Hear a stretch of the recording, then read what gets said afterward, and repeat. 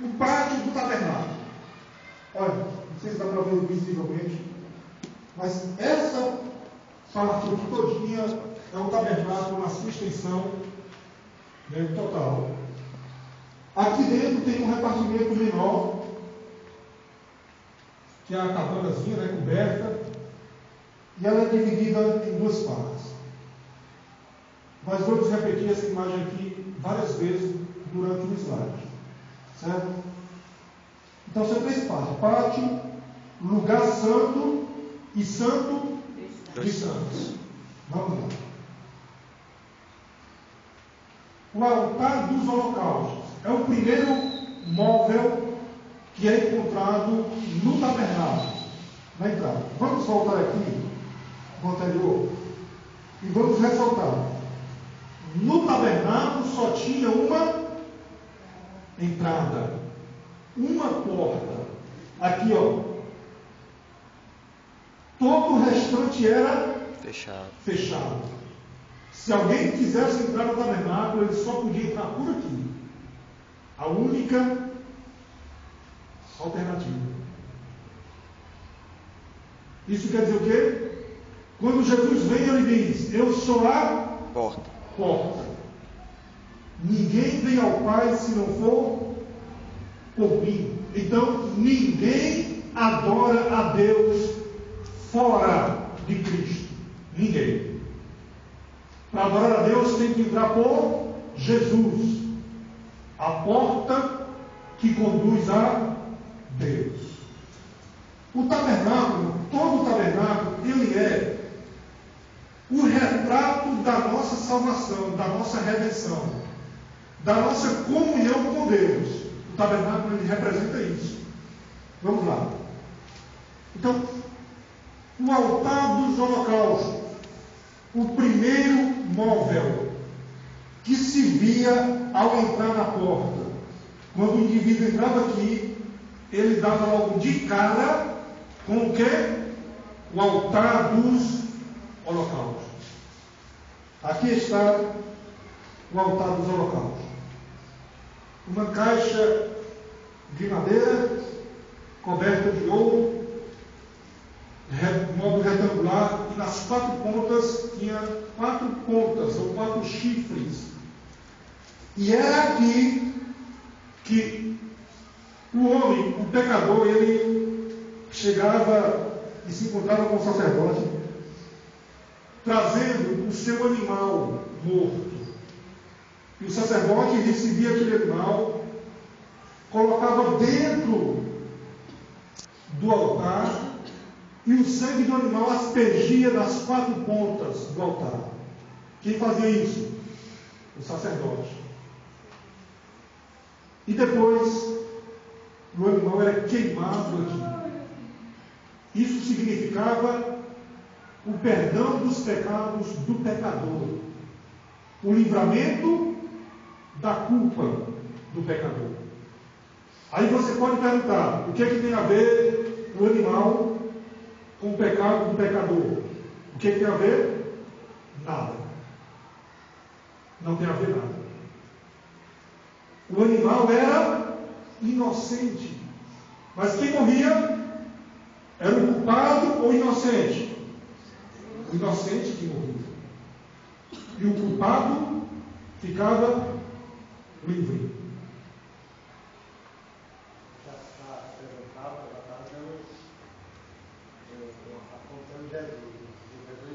O que tem a ver Jesus com o nosso pecado? Com o teu pecado? Nada. Ele não tem nada a ver. O pecado é teu. O pecado é meu. Mas Jesus, ele não tendo nada a ver com o nosso pecado, ele se importou conosco. E ele quis colocar sobre si o nosso pecado. Isaías diz: ele levou sobre si as nossas culpas, as nossas dores, a nossa condenação. Ele levou sobre si. Quem morreu Jesus ou você. Jesus morreu. O altar do holocausto. Ele foi sacrificado por nós. O tabernáculo, lugar de adoração. Ninguém adora a Deus se não passar pelo altar do sacrifício. Se não passar pelo Calvário, onde Jesus foi sacrificado e morto. Aleluia, Ninguém adora a Deus fora disso. Veja que é o primeiro passo, o primeiro móvel que é colocado bem diante da porta. O pecador, na hora que entra, ele se depara com o altar dos holocaustos, onde o seu pecado será perdoado. Interessante está assim, aí tem que dar a ver quando ele diz assim: se alguém quiser guardar a sua vida, É. Vamos lá. Vamos para o segundo móvel. A pia de bronze. A pia de bronze é essa aqui, ó. Altar dos holocaustos, pia de bronze. O segundo móvel. No segundo móvel, essa pia de bronze, tinha água dentro dela. E depois que o sacerdote sacrificava, o sacerdote caminhava para a pia de bronze e lá lavava as mãos e os pés, para depois prosseguir. Isso fala de quê? De purificação, santificação, lavagem, limpar. O sacerdote, ele era obrigado a fazer isso. Nós vamos percebendo que é um processo. Começa onde? No altar dos holocaustos. Depois, pia de bronze com água. Serve para quê? Para lavar. A palavra de Deus, ela é simbolizada pela água. Os teus pecados foram perdoados. Os meus foram perdoados. Mas eu tenho que me lavar. Onde? Na fonte da água da vida.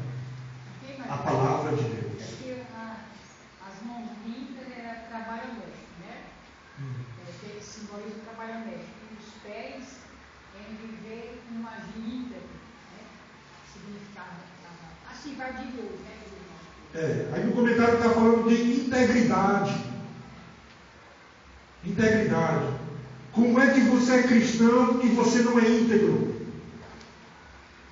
Como é que nós somos cristãos e nós nos misturamos com a lama? Nós passamos pela pia de bronze e não lavamos as nossas mãos. Aí Deus não aceita. Isso fala de santificação. Vida cristã é vida santificada, separada, limpa, pura, alva, como diz o hino 39 da harpa cristã, alvo mais que a neve. O sacerdote, ele lavava as mãos e os pés aqui, para só depois entrar onde? No segundo compartimento, o lugar santo. O sacerdote está aqui.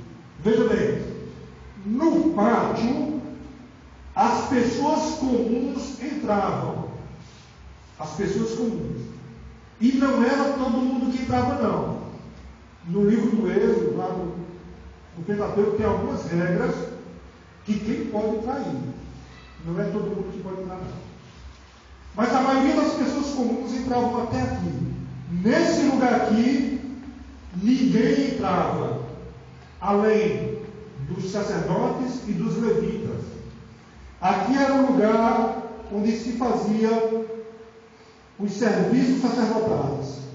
Só os sacerdotes e os levitas entravam. Quem cuidava desse lugar? Os levitas. Eles que cuidavam. Eles que arrumavam, botavam água. O sacerdote mantinha a chama acesa. As pessoas comuns não entravam. Só sacerdote, israelita. Então, nesse lugar, no lugar santo, tem 3 móveis. 3. O primeiro deles, a pia de bronze. Na pia de bronze, vê qual é aqui? Aqui. Não, peraí. A pia de bronze é aqui, né? Fora do lugar santo, certo? Aqui está fora da pia de bronze. Ele colocou aí para ficar melhor. Para frente. Agora no lugar santo. 3 móveis. 1, 2, 3. O primeiro deles, o castiçal de ouro. O castiçal de ouro era um pedestal com 7 lâmpadas. E lá, a ordem de Deus era que essas lâmpadas elas ficassem acesas continuamente. E quando Deus pediu a oferta ao povo, Deus mandou que o povo trouxesse óleo, azeite de oliveira. Para que serviu o azeite de oliveira? Para alimentar o castiçal. O sacerdote, ele tinha a obrigação de manter o castiçal aceso continuamente, não podia apagar. Era a responsabilidade do sacerdote. A simbologia da Bíblia do óleo, ela é uma referência a quem? A quem? Ao Espírito Santo de Deus. Óleo. O Novo Testamento vem nos exortar dizendo: enchei-vos do Espírito. Óleo. Óleo é uma referência à unção. Então, uma igreja viva é uma igreja que tem um castiçal aceso. Presença do Espírito Santo. Que serve para quê? Para estar em cima da mesa, para iluminar aqueles que estão em trevas. Quando nós falamos desses artifícios que as igrejas estão criando, é porque as igrejas não têm mais o Espírito Santo. Não tem. Aí fica inventando moda. O Espírito Santo já se afastou. Não há mais unção, não há mais poder de Deus. Porque o castiçal está apagado. Jesus disse: eu sou a luz do mundo. Quem me segue não andará em trevas, mas terá a luz da vida. Na verdade, muitas igrejas estão deixando de seguir a Cristo, deixando a luz para criar luzes artificiais que se apagam facilmente. Castiçal, presença do Espírito Santo, óleo do Espírito Santo na vida da igreja. A chama do castiçal não podia apagar.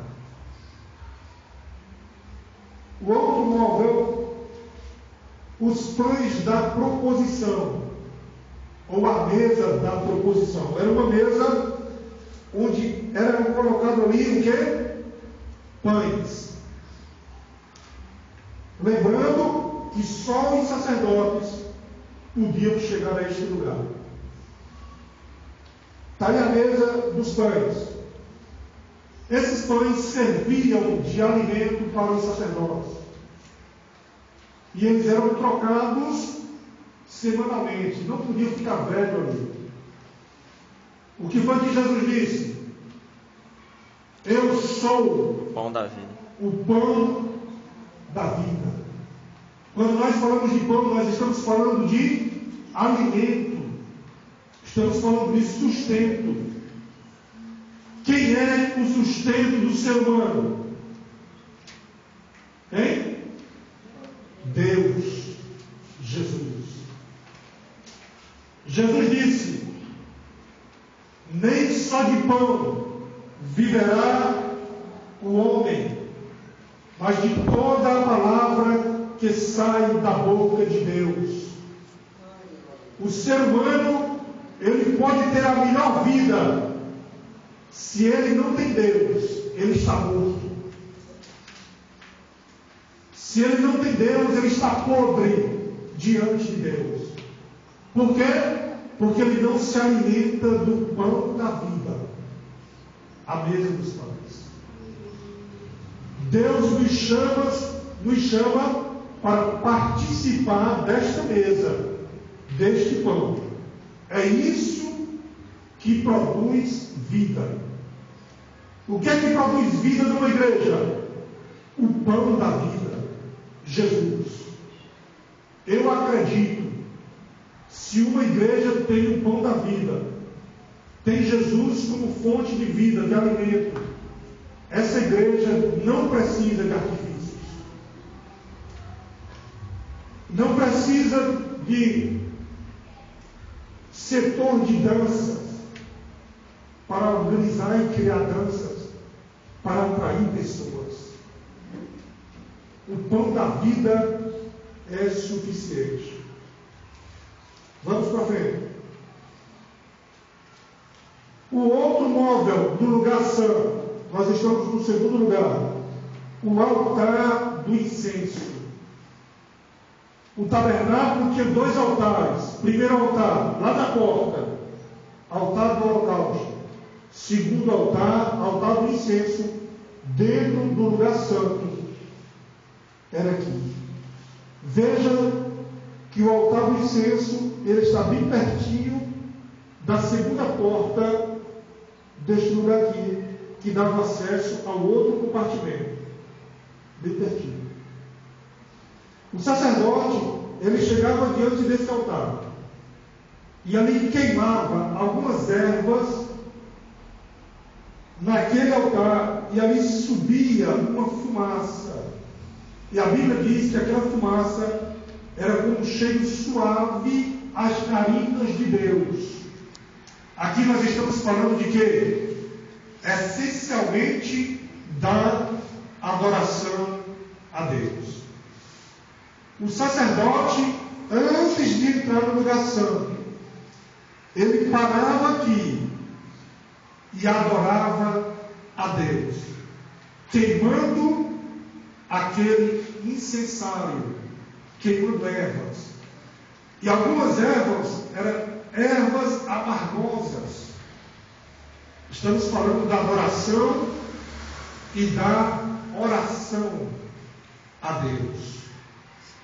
O que é que hoje a igreja evangélica usa mais os rituais aí? Quem ainda usa assim, mais ou menos, aparentemente, a igreja católica, sabe? Daqui a pouco a gente chega nesse ponto aí. É um ponto interessante. E se eu esquecer, não me lembro. Bora lá. Então o sacerdote, ele parava aqui e tinha ali o seu momento de adoração a Deus. Era um momento muito agradável para Deus. Um momento de santidade, de pureza do sacerdote representando o povo. E somente depois disso, ele entrava aqui, no Santo dos Santos. Aqui nós temos a foto de um sacerdote diante do altar do incenso. Nesse altar aqui não era queimado animais. Os animais eram queimados lá no primeiro altar. Aqui não. Aqui era só adoração. O perdão de pecado era lá, na porta de entrada. O sacerdote ia queimando incenso. Vamos para a última parte. O Santo dos Santos. Um lugar restrito, totalmente restrito. Nesse lugar aqui, só quem entrava era uma pessoa. Sumo sacerdote. Quem? Sumo sacerdote. O sumo sacerdote. Veja bem, o sacerdócio hebreu, ele tinha vários sacerdotes, vários. Todos os sacerdotes entravam aqui. As pessoas comuns não entravam aqui. Todos os sacerdotes entravam aqui. Mas aqui só entrava o sumo sacerdote, ou seja, o principal sacerdote, o chefe dos sacerdotes. Tinha um grupo de sacerdotes que tinha um chefe. Só o chefe entrava aqui. Não era o Caifás. E ele entrava apenas uma vez por ano. Uma vez. E era um imenso privilégio para os sacerdotes ser escolhido o sumo sacerdote. Por que era só um? Era um de cada vez. Porque esse sumo sacerdote é a simbologia, a representação de Cristo Jesus. Ele é o sumo sacerdote eternamente. Simbolizava também Moisés, né? Que ele tinha que consultar Deus e falar fogo, né? Inicialmente foi Moisés. Inicialmente, mas depois foi estendida para a geração de Arão, o irmão dele. Então, é uma representação de Cristo.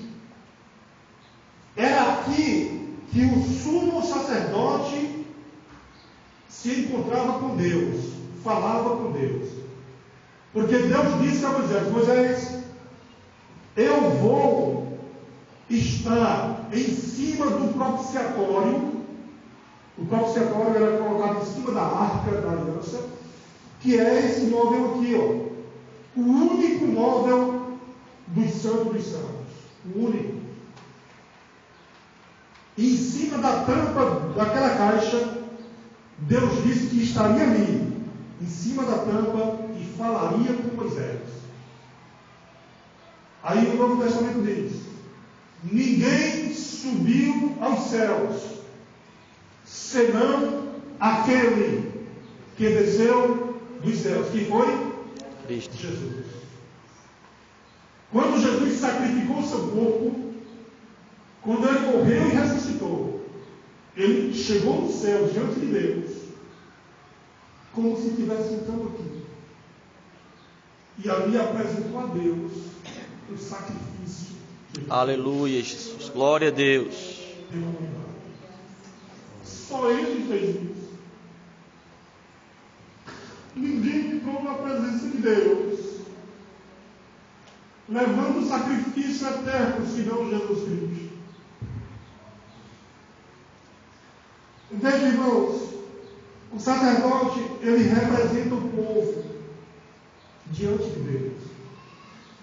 O povo não entrava aqui, só o sacerdote entrava. Mas quando o sacerdote estava lá dentro, era como se o povo estivesse lá dentro. Porque era uma representação do povo. Jesus subiu ao céu. A Bíblia diz que ele está à destra de Deus. É como se nós estivéssemos lá. Jesus está nos representando. E um dia ele vai nos levar para estarmos lá, literalmente, de corpo, alma e espírito. Então, nesse lugar santo, só o sumo sacerdote entrava. Aí tem a arca da aliança, a foto da arca da aliança, 2 querubins, e Deus se manifestava nesse lugar. Era o lugar onde Deus habitava. O povo, irmãos, eles não viam a Deus. Eles não viam. A única coisa que o povo via, quando estava fora do tabernáculo, eram as cortinas. Quando eles estavam dentro do pátio, eles viam apenas aquela cabana. Lá dentro, eles não viam nada. Mas eles sabiam que Deus estava ali dentro. E isso era suficiente. Agora vamos voltar para a aparência do tabernáculo. Nós dissemos que o tabernáculo, ele era feio, ele não tinha atrativo, ele não tinha formosura, era uma cabana. Sabe o que quer dizer isso? O Novo Testamento diz que nós somos o quê? Tabernáculo de Deus, do Espírito Santo. A Bíblia diz que o Espírito Santo ele habita dentro de Nós. Então hoje, nós não precisamos mais deste tabernáculo. Porque quem é o tabernáculo? Nós. Deus habita em nós. Aí o mundo que não tem Deus, ele olha para nós e eles não conseguem enxergar formosura. Eles não conseguem enxergar em nós algo que lhe atraia. Porque o mundo é mais belo. Os templos dos deuses são suntuosos, são de luxo, e isso atrai. O pecado é bom, é gostoso, e isso atrai. Por isso Jesus disse que a porta que leva para a perdição não é uma porta larga, e muitos entram por ela, e a porta da salvação é estreita, é apertada, não tem aparência.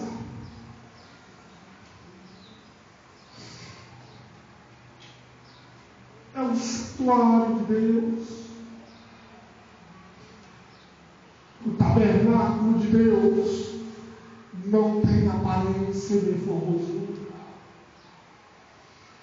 Se o nosso Salvador foi descrito como homem de dores, sem aparência e sem formosura, não espere elogio do mundo. Não espere elogio do diabo. Nós não chamamos a atenção do mundo pela formosura, porque nós somos tabernáculos. Mas tem algo melhor. Aleluia, Deus. Glória a Jesus. Glória a Jesus. Glória a Deus. Dentro do tabernáculo tem vasos de ouro. Aleluia. Glória Tem a a Deus. arca da aliança, Verdade. coberta de ouro, material valioso. Tem a pia de bronze, tem metais preciosos dentro do tabernáculo. Tem castiçal de ouro dentro do tabernáculo. A beleza do tabernáculo não é por fora, é por dentro. É, Jesus. A beleza da nossa redenção, igreja, é por dentro. Glória a Deus. Nós não valemos nada para o mundo, mas dentro de você tem o Espírito Santo de Deus. Deus habita dentro de você. Templo de Deus. Aleluia. Tabernáculo de Deus. Onde você vai, a glória de Deus caminha dentro de você. É verdade, Senhor. Isso é igreja viva, igreja onde Deus habita. É.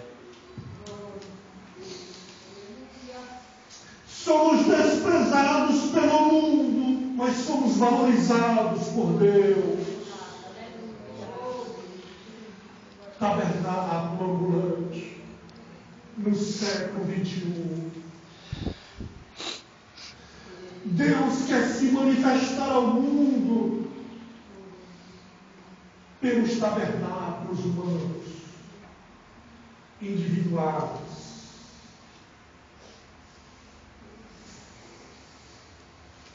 Quando a igreja deixar de ser tabernáculo, o Espírito Santo se afastará dela. Quando você deixar de adorar a Deus, entrando pela única porta, passando pelo altar do holocausto, a pia, o lavatório, adentro o lugar santo, e mantenha a chama acesa do seu castiçal. Coma o pão da proposição, Jesus Cristo todavia. Adore a Deus no altar do incenso. E Deus recebe o teu louvor como cheiro suave. E um dia Deus nos levará a um lugar santíssimo, o céu, literalmente, a habitação de Deus. E lá estaremos para sempre.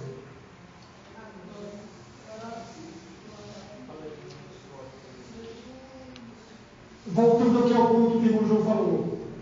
Alguém pode perguntar: isso aqui, irmãos, era de grande importância para o povo hebreu. De grande importância.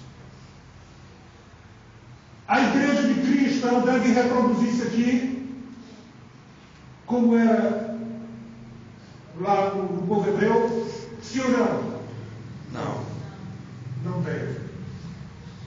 Por quê? Porque a Bíblia diz que isso aqui era a sombra daquilo que estava por vir. Era o pré-anúncio de Jesus Cristo. O que foi que aconteceu? Jesus Cristo veio.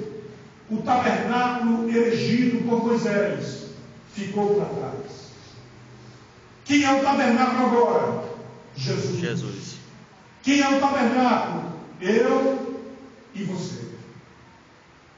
Porém, muitas igrejas estão reproduzindo isso aqui. Eles não são hebreus, não são israelitas, mas nas construções dos seus templos está acontecendo hoje. Eles estão colocando, manda fabricar um candelabro ou castiçal, a pia de bronze, que eles fazem as réplicas desses utensílios. E estão fazendo os rituais. Mas isso não vale nada. Porque isso serviu para os hebreus como sombra daquilo que estava por vir. O que Deus quer hoje?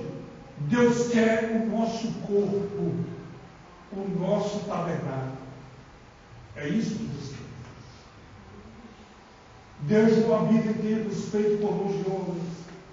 Deus habita dentro do nosso coração. Santidade Ele requer. Adoração verdadeira. Jesus disse que Deus busca adoradores. E que importa que os seus adoradores o adorem como? Em espírito e em verdade. Não precisa mais de rituais, como os israelitas faziam. O ritual já foi feito. Basta agora nós nos apropriarmos desses valores e adorarmos a Deus em espírito e em verdade. Existem muitas pessoas que se prostram. Existem poucos que adoram. Porque na nossa adoração, Deus não olha ritual ou aparência. Deus olha o nosso interior. Como está o teu tabernáculo? Como está o nível da nossa adoração a Deus? Não pule etapas, passe por cada um desses utensílios, para poder a sua adoração ser recebida diante de Deus. Amém? falou aí, tabernáculo, tem um versículo aqui em 2 Coríntios, capítulo 4, versículo 10, diz assim: temos, porém, esse tesouro em vaso de barro, para que a excelência do poder seja de Deus e não de nós. De Deus e não de nós. Quer dizer, isso é o Evangelho. O Evangelho. Dentro de nós. Dentro de nós. Quem é o vaso de barro? Nós. O que está dentro do vaso? Algo de maior preciosidade. Tesouro. Deus. Tesouro escondido. Um vaso de barro não vale nada. Mas se existe um tesouro dentro dele, ele tem o seu valor. Amém? Amém. Vamos, pode falar. O que aconteceu com a Arca da Aliança? Irmã, a Arca da Aliança, ela desapareceu.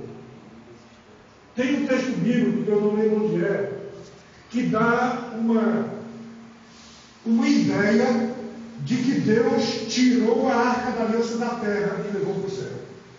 Eu não lembro qual é esse texto, mas tem. Esse foi o destino da Arca da Aliança.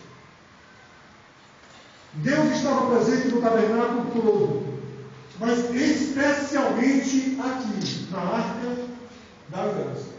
A Bíblia diz que Deus literalmente ficava em pé, em cima da arca, e falava com Moisés, com o sacerdote que estava. Já que a gente está sobre a Arca da Aliança, eu vou fazer outro também referente ao Santo Sudário. Por que o Santo Sudário não está no poder dos judeus e dos romanos? Que devia estar no poder dos judeus. Santo Sudário. Santo Sudário, aquele antes da altura do Glória ao Cristo. Não sabe nem se existe mais. É em Turim, cidade de Turim. Está lá. Esse eu acho que foi por questão política, né, de dominação de Roma.